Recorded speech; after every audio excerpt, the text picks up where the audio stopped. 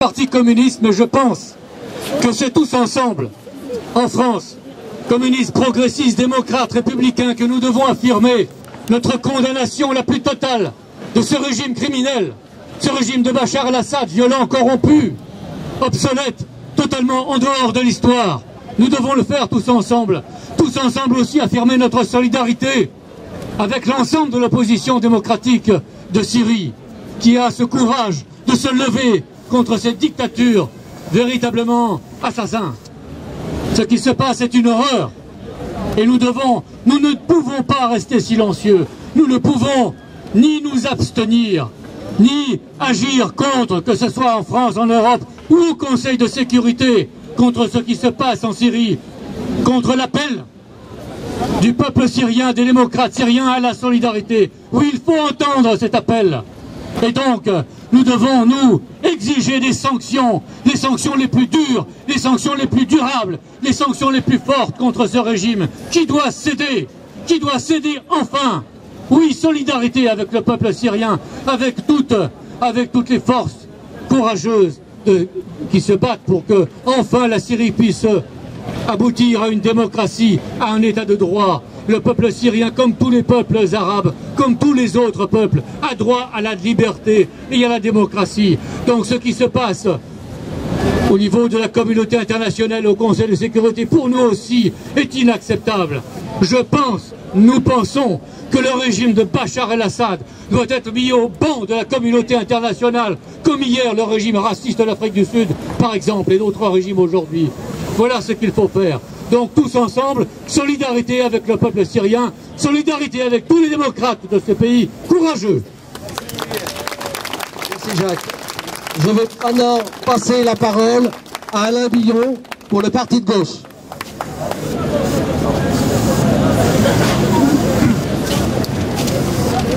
Bonsoir à tous. Je parle ici au nom du Parti de gauche et de Jean-Luc Mélenchon. Merci pour lui. Depuis le début de l'année, nous sommes aux côtés des révolutions citoyennes qui soulèvent le monde arabe. Et aujourd'hui, nous sommes venus apporter notre soutien à la lutte héroïque du peuple syrien contre la dictature cynique qui l'opprime depuis si longtemps et contre lequel il s'est soulevé il y a maintenant plus de 7 mois. Chers amis, les dictateurs comme Bachar el-Assad ont compris qu'entre la force des peuples qui, dominant leurs craintes, se soulèvent, il n'y a pas de compromis. Ils vont jusqu'au bout de leur logique. Et cette logique, c'est la guerre contre leur propre peuple. Jusqu'à présent, la résistance syrienne a su résister à 2 tentations graves. La première, c'est celle de recourir à la lutte armée. Elle oppose à la force brutale de l'armée et des nervis du parti Baath et de l'oligarchie régnante, la force de ses bras nus et de sa conviction pour la défense de la démocratie. Le deuxième danger, c'est celui d'appeler à une intervention militaire étrangère. Mais nous voyons, l'expérience récente nous enseigne que de telles dérives peuvent intervenir. Il y a les militaires déserteurs, il y a la volonté hégémonique extérieure. Chers amis, le régime syrien fonctionne comme un verrou. Un verrou contre la liberté de son peuple, un verrou contre l'émancipation des peuples de la région, du Liban à la Palestine. Un rassemblement hétéroclite de puissances s'acharne à maintenir ce verrou fermé. Il y a la Chine et la Russie qui ont posé, comme on l'a dit tout à l'heure, leur veto à l'ONU contre la condamnation. Il y a l'Iran, il y a Israël. L'Europe et les États-Unis ne bougent guère. Mais je veux ici vous faire part de ma conviction, le peuple syrien saura faire sauter ce verrou. Tout récemment, les opposants se sont unis dans un conseil national syrien. Nous soutenons le combat du peuple syrien contre la répression sanglante pour les libertés, la démocratie, un état de droit, la justice sociale, derrière ce conseil national pour lequel nous formons tous nos vœux et que nous devons reconnaître le plus rapidement possible. Exigeons du gouvernement français et de l'Union européenne et du G20 qui va se réunir prochainement la ferme dénonciation de tous les massacres. Brisons partout le silence et imposons des mesures enfin efficaces contre l'oligarchie syrienne. Exprimons notre solidarité concrète pour les Syriens vivant en France. Exigeons leur protection contre les nervis syriens qui les menacent jusqu'ici en France. Vive la révolution du peuple syrien héroïque. Tahia al-Thawra, Sha'ab Souri al-Batal. Tahia al-Thawra, Sha'ub al-Arabiya. Vive la révolution des peuples arabes. Merci. Merci Alain. J'appelle Jérôme Glaise pour les Verts. Il y a encore 3 interventions. Je vous demande un peu de patience. Bonjour. Je suis là pour apporter le soutien d'Europe Écologie Les Verts à la lutte héroïque du peuple syrien. Je suis là aussi pour apporter le soutien donc à la demande du Conseil national syrien et de l'ensemble des organisations syriennes pour que le G20 mette à son ordre du jour la question de la Syrie. Il faut que la France, puissance invitante et organisatrice de ce sommet, invite un représentant du Conseil national syrien. On invite des personnes extérieures au G20 comme Bill Gates. Alors on peut inviter d'autres personnes. Il est important qu'un Syrien vienne parler à ce G20. Ensuite, il faut aussi que la France, que l'Union européenne participe donc à l'action de soutien au peuple syrien. Il faut que dans les camps qui se mettent en place à sa frontière, en Turquie, au Liban, en Jordanie, qu'on apporte un soutien logistique, financier. Mais ce n'est pas tout. Il faut aussi qu'on permette à toutes les personnes dans ces camps une libre circulation vers l'Union européenne. Cela a été fait dans d'autres moments, dans d'autres périodes historiques, notamment quand il y a eu le conflit avec l'Est-Yougoslavie.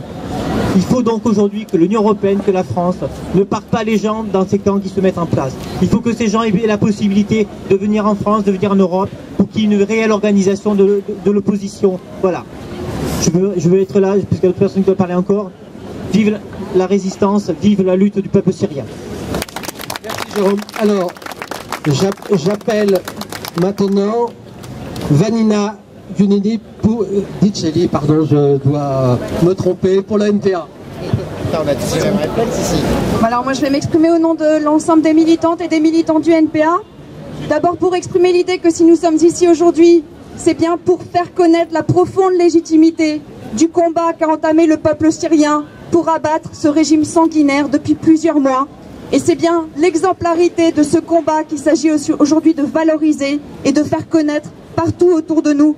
Exemplarité à la fois par rapport à la massivité des manifestations qui ont lieu jour après jour, mais aussi exemplarité des mots d'ordre que les Syriens mettent en avant, qui sont des mots d'ordre profondément justes, de solidarité, de coopération, de démocratie et de justice sociale. La deuxième chose qu'on voudrait témoigner auprès du peuple syrien, c'est notre profond respect de ce courage inouï dont ils font preuve jour après jour en continuant à aller dans la rue, en affrontant les chars, en affrontant les tirs, en affrontant les tortures, en affrontant les disparitions et en prenant le risque jour après jour de mourir. Alors notre colère aujourd'hui, je voudrais aussi, parce qu'on a une responsabilité en France, qu'on la tourne contre nos propres dirigeants. Nos dirigeants qui depuis des années continuent encore aujourd'hui soit à soutenir explicitement des dictatures, soit à être silencieux et donc complices de ces dictateurs. Ça démontre jour après jour qu'effectivement, en Chine, en Russie, dans l'Union européenne ou aux États-Unis, décidément, il n'est pas possible d'exploiter, d'opprimer, d'étouffer des populations à l'intérieur et de prétendre venir en aide au peuple à l'extérieur. C'est bien la raison pour laquelle aujourd'hui on ne peut pas mettre le sort du peuple syrien entre les mains des institutions internationales.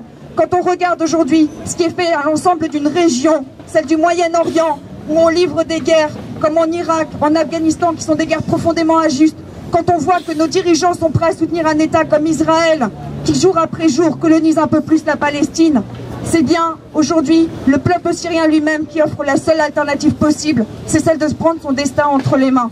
Le peuple syrien aujourd'hui mène un combat qui est double et on a une responsabilité pour le mener à bien et les aider à le faire. Ce double combat, c'est à la fois le combat contre la dictature sanguinaire, mais aussi c'est un combat contre les grandes puissances qui s'affrontent aujourd'hui par rapport à des intérêts qui sont celui du pétrole, qui sont celui de la zone géostratégique, pour essayer de garder la main mise sur l'ensemble de la région. Alors on peut faire des choses et on doit faire des choses ici. On doit faire des choses ici parce que la défaite du peuple syrien serait notre défaite à tous. Mais leur victoire, ce serait une pierre supplémentaire qui serait apportée dans la lutte et l'émancipation collective. On peut faire des choses en essayant de multiplier les initiatives telles qu'elles ont eu lieu aujourd'hui, partout sur le territoire, et en faisant en sorte que, jour après jour, les suivantes initiatives soient encore plus massives que celles d'aujourd'hui. Donc le NPA s'y emploiera partout sur le territoire à développer ces initiatives en solidarité avec le peuple syrien et pour permettre que leur combat gagne. Merci. Ici aujourd'hui pour soutenir la Syrie. Et nous, les Yéménites, nous sommes avec la Syrie. Nous ne sommes pas beaucoup ici en France. Et la Syrie est avec vous. La Syrie est avec nous et nous avec vous aussi.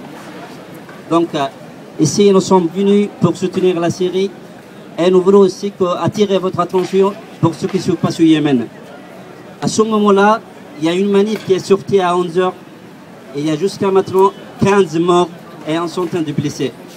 Depuis la manifestation qui s'est sortie au Yémen depuis il y a 9 mois, il y a à peu près plus de 1000 personnes qui sont tuées seulement dans les places, à part les personnes qui sont tuées dans les villages et dans les grandes villes au Yémen. La dictature au Yémen dure depuis 33 ans. Le moment est venu pour que le peuple se lève et pour réclamer la liberté du peuple yéménite. Il y a une résolution qu'on attend du Conseil de sécurité international, mais cette résolution peut-être sera empêchée par le plan du Golfe. Nous, les révolutionnaires du Yémen, nous sommes contre le plan du Golfe qui donne une solution pacifique pour le président. Il ne sera pas donc jugé.